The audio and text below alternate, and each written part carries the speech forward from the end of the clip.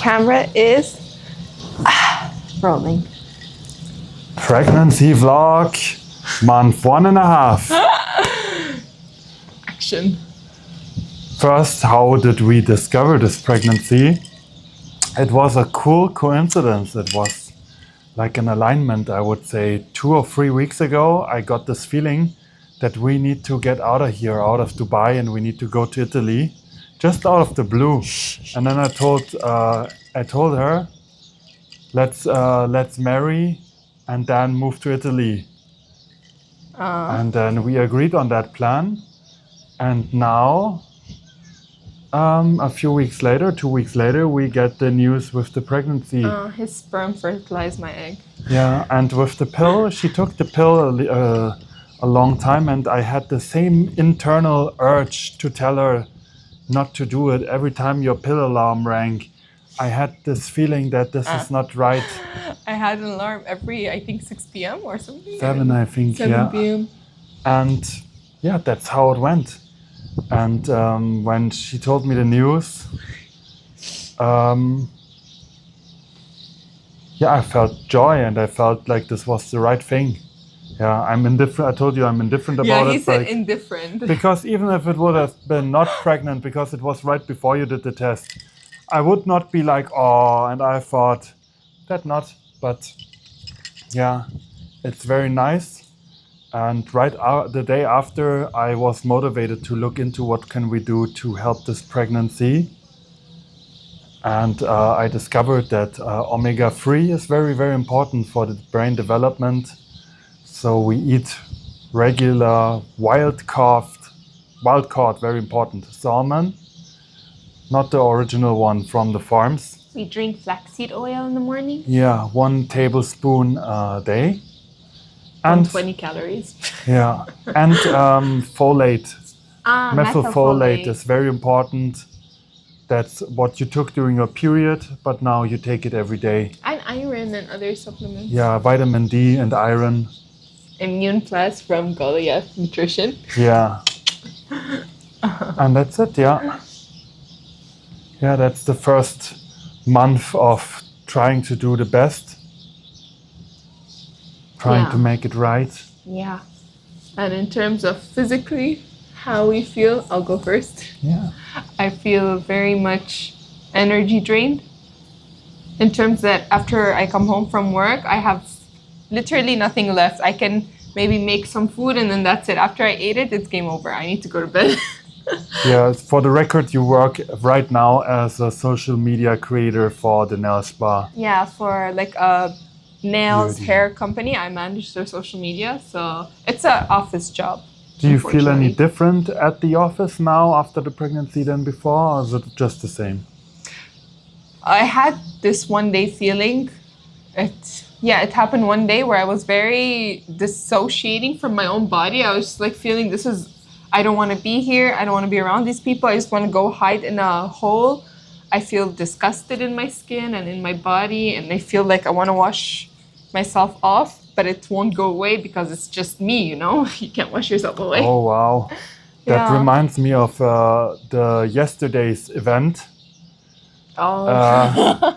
We had our Bible study. We studied some parts of the Bible, especially a part where how the devil can speak to you through people, and that also, like, it's not just when spirits interact with you, it's not just good spirits. And at that night, I had dreams. I dreamed also about work, and I had a dream where it started with the dream itself ridiculed you a little bit. I was at her workplace with her, and she was super shy and down. And I was there at the star of the show. Everyone liked me. I was funny as hell. I did the work flawlessly. For context, it's because I usually feel a little down after I come after work. So in the dream, it was showing that it's my fault, that it's not the environment at work, that it's me. Yeah. And at that night, I got severe illnesses. I had diarrhea for the whole day. I felt very sick. And I think one could now say, okay, yeah, he poisoned himself with some whatever. raw ghee or olive oil. But or it's no coincidence at the time that it comes. It's the time, and also I had, when I was ill, I lied on the couch and I had these, I could sense like battles going on, some in a sense, and I think that cleanse, that feeling you had, you are in the wrong body. I feel like doing a lot of work with the Bible and looking into the Word of God has really made us. It leaves stuff behind, and that stuff gets extracted somehow. I've heard from another friend that it happened to him also. Like if you leave certain aspects of what was before yourself, if you leave that behind, you will have physical detoxification symptoms I think the of cleansing closer, yourself. it's something you said, the closer we get to God, the more we see of Him, and maybe the more we cleanse. You didn't say We that see part, stuff. but I say, We see stuff of ourselves that we don't want to hold, yeah. and by letting that go, be it with vomiting or other ways, it's a part of letting it go. I want to mention my dream. Yeah. I had a dream that the Bible came to me in the dream, and I don't know who the person was, but in the dream it was said to me that all that I need to know for myself in the Bible is the chapter Ephesians. And then I woke up and I went and opened my Bible and I read it, and honestly, it's, I think, my favorite chapter now. And yours too, you read it with me. Yeah. It really has everything. It covers how it wasn't just the chosen people. Jesus took in all the people, and that now we are heirs of God also. It covers husbands and wives, it covers children, it covers masters and servants. It covers everything you need. It's like a mini summary. Basically, I've had the realization like 3 weeks ago, came to me in the car. All the wise people, it all leads to that thing that we are all one. And if you don't see that and you feel, and we are all one, and we are all governed and protected by this one source. And if anything, whatever it is, be it certain aspects of certain religions or certain opinions or beliefs, if anything stands in the way of the we are one belief, that is a sign that evil doesn't want you to be with God. You know, funny coincidence, I forgot to mention this, but yesterday while I was laddering, I was reading the Stoic book, and the chapter, that the page I happened upon was exactly saying that we are all interconnected. Or like even the Stoics, everything, it all points to interconnectedness between one another. And I must say, the more I work with the Bible, like I've been into the Islam, into Buddhism. I even read some parts of the Bhagavad Gita. I looked into Hinduism, Stoicism. I looked into all these things. And it's probably also about the person who brings it to you. Like if you have a Buddhist who's really embedded into these teachings and brings it to you, it's maybe something different, but I feel so far from my personal experience in reading the Bible, not listening to the priests, not going to church, these things all repel me for some reason, but studying the Bible with a person who really sees God, who sees the oneness, who not just says we're all one, but who really, you can feel he sees it. And studies only the Word of God. Yeah, just the Word of God. That is truly something that I see right now as my foundation for my upcoming wisdom. Yeah, I feel drawn into that. Yeah, but I was never identified with any religion, and this is something that I could never recommend, because the identification with something, some religion, makes other people again a different part, and which is not true. True people who embody these things will always see other people as part of their own. And that comes to my mind what Jesus says. In the Bible, it's quoted that Jesus says, if they are, it was the scenario that other people were like making demons go out of people in his name, and it worked. And but they were not true like apostles. And Jesus, like the apostles came to him and told him this, and then what should we do? And he said, everyone who's not against us is for us. I've never heard that one before until now. And that statement really shows a lot of things, because if you're not against God, you're part of the God, and that's truly it. Yeah, the only thing that is not one with us is evil, and that evil can of course work through different people, but it's never the people. Yeah, that's the newest realization, and I must say during this pregnancy I feel more drawn to Andy whatsoever. It feels like it's like our souls are connected. I feel more what she feels, and it's like it's like if you spend long time with a person, you kind of merge with that person a little bit, and that I feel now stronger, even stronger than before. The Andiness is rubbing on you. Yeah. And I have the feeling the Yanimon comes also into you, like it's a stronger merge through that third party that is growing into what it will be. I find it super, super fun now that my sense of smell has increased, and like stuff I didn't notice before comes so strongly now in my nose. But more fun is my taste, sense of taste. What foods do you feel drawn to, and what do you feel aversion towards? I feel so drawn to eggs for some reason, and salty. I feel very averted to sweets, and if you know me, you know that I love sugar, I love sweets, I love chocolate so much. I know that. So the thing that now I'm completely repelled to anything that has sugar is really interesting, and I'm very drawn to salty and savory stuff. It's just, I just want to eat so much of it. And today and yesterday when I made myself eggs, it just tasted out of this world. Like I have a newfound appreciation for food. What else am I drawn to? The salmon soup was really good too. What else have I been eating? I think that's it actually. The noodle bowls. The noodle bowl. I would say the noodle bowl was okay-ish. It wasn't like, wow. But the eggs, I don't know. Something's in those eggs.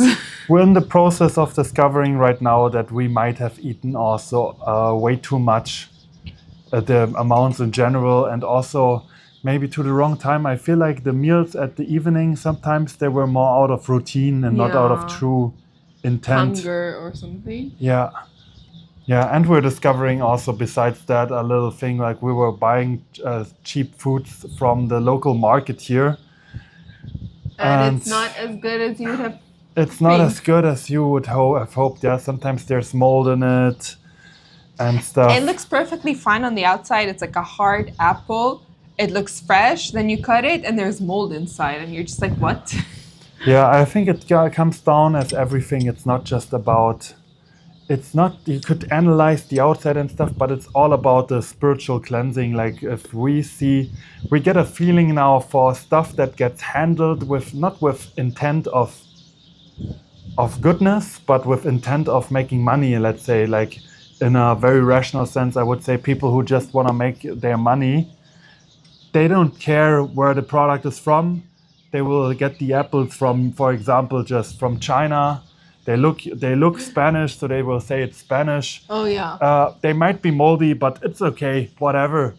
And like these kind of people, I think just spiritually, it just paves our way away from these things. So we will just follow our gut feeling. Yeah, but I don't think we will shop so much anymore from the local market. Or who knows? At least not here in Dubai. Yeah. Not in Dubai.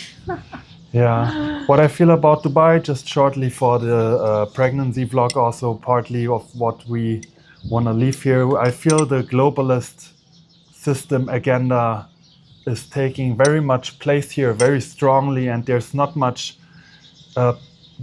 space to escape that. There's no nature. You're sitting in the desert. You're dependent on AC, high rent costs, all the stuff. You're almost like being forced to extract from other people or be extracted. You know, I pass through two salic thingies when I go to work.